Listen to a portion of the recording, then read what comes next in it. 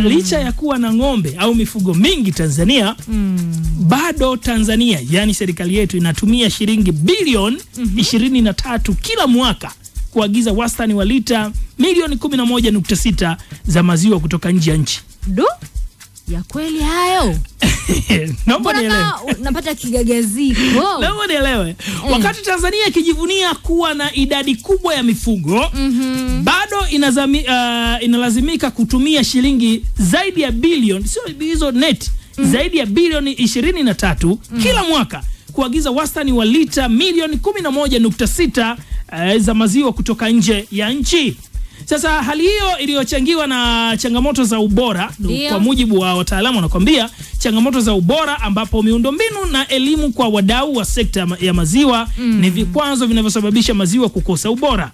Akizungumza katika mafunzo ya wakaguzi wa tasnia ya maziwa mjini Morogoro, msajili wa bodi ya maziwa Tanzania TDB, Profesa George Msalia, amesema licha ya Tanzania kuzalisha takriban lita bilioni 4.1 za maziwa kwa mwaka, bado kuna pengo la uzalishaji linalosababisha nchi kuendelea kuagiza maziwa kutoka nje ili kukidhi mahitaji ya ndani. Sasa Profesa Msalia amesema changamoto kubwa ni ubora wa maziwa yanayozalishwa na wadau wengi, hasa wa vijijini. Na unaambiwa bwana, huko vijijini hawazingatii viwango vinavyotakiwa, hali inawafanya walaji wengi kuamini kuwa maziwa ya nje ni bora zaidi kuliko yanayozalishwa nchini. Unaelewa? Hao watumiaji ni Watanzania wenyewe.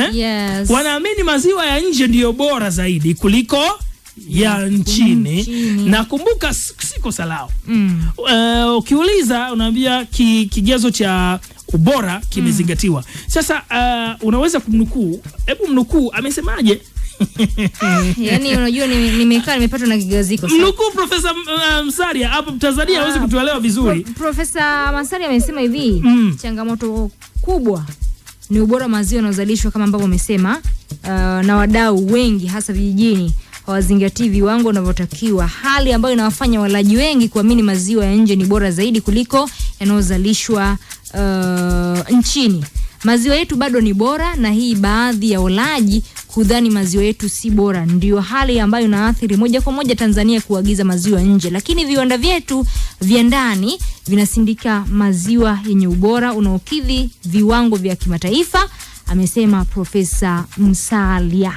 Sasa kwa mujibu wa takwimu, Tanzania ina jumla ya viwanda 188. Nielewe. Kwa mujibu wa takwimu, Tanzania ina jumla ya viwanda 188 vya kusindika maziwa, vikiwemo vidogo vidogo, vya kati na vikubwa, lakini 8 pekee vilivyo katika kundi la viwanda vikubwa. Yani kwenye hivi 188 ni viwanda 8 pekee ndivyo vinaingia kwenye kundi la viwanda vikubwa vya kusindika maziwa.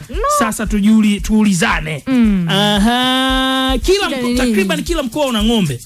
Takriban kila mkoa una mbuzi. Ndio. Takriban kila mkoa una kondoo. Tunaagiza maziwa nje. Alafu kuna Mtanzania anakuambia maziwa ya ndani hayana ubora.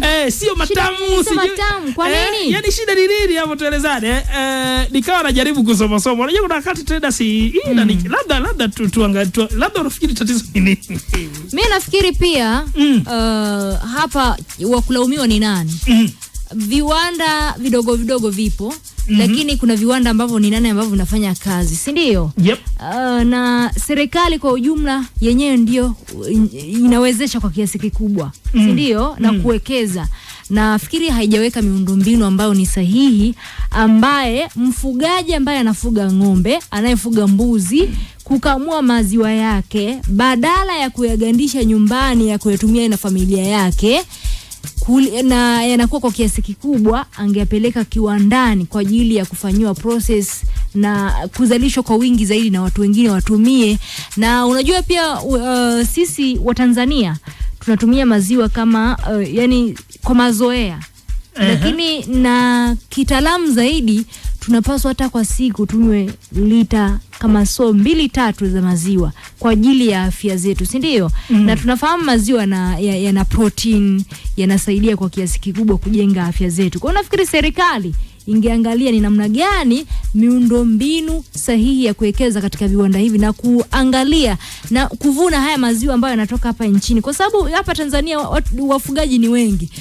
Ukiangalia jamii ya Wamasai, jamii ya Wasukuma, kabila la Wasukuma, lakini yani wanafuga, hata nimezungumzia makabila mawili ambao wanafuga kwa kiasi kikubwa, lakini kuna hao ambao wanafuga pia nyumbani, wanafuga sio kwa kiasi kikubwa, lakini maziwa yapo.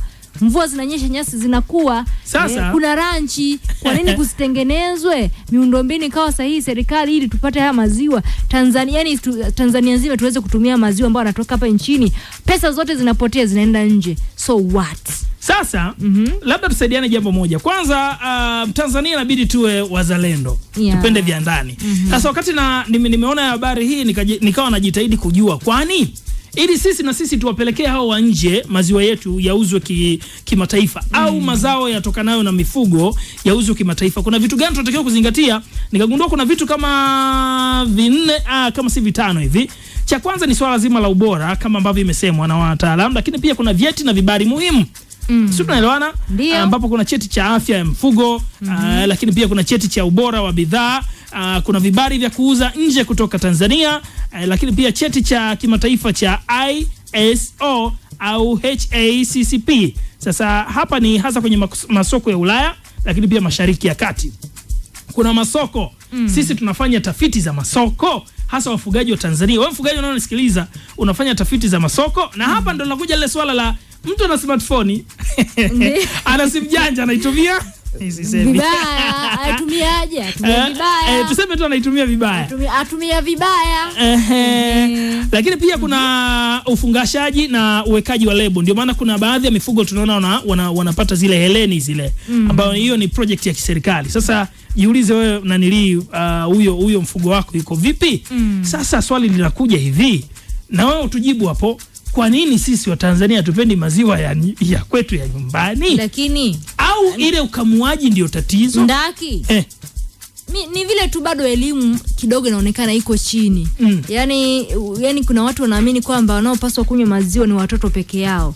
Lakini kumbe mtu mzima unapaswa kuendelea kunywa maziwa, kwa sababu maziwa yana calcium, yana protini, yanaendelea kumuongezea mtu. Ukinywa maziwa unakuwa na nuru nzuri usoni, unapendeza. Yani unatuambia sasa unatupa kodi za urembo haraka kodi za urembo hizo. Ndio nakwambia sasa, sio urembo tu, yani ni kwa afya kwa ujumla. Mimi nafikiri hata ukiangalia namna wanavyokamua ng'ombe wanaona haya maziwa hayafai. Sio kweli Ndaki. Sio kweli. Ni elimu endelee kutolewa kama hivi. Watu wao kujenga ile tabia ya kunywa maziwa, lakini pia serikali iweke msitizo. Swala sio kunywa maziwa. Swala ni kunywa maziwa ya nje. Nisikilize. Miundombinu ikae vizuri. Sasa hizi pesa ambazo zinatoka nje zinaenda nje kuleta maziwa ndani. Uone kwamba ni changamoto?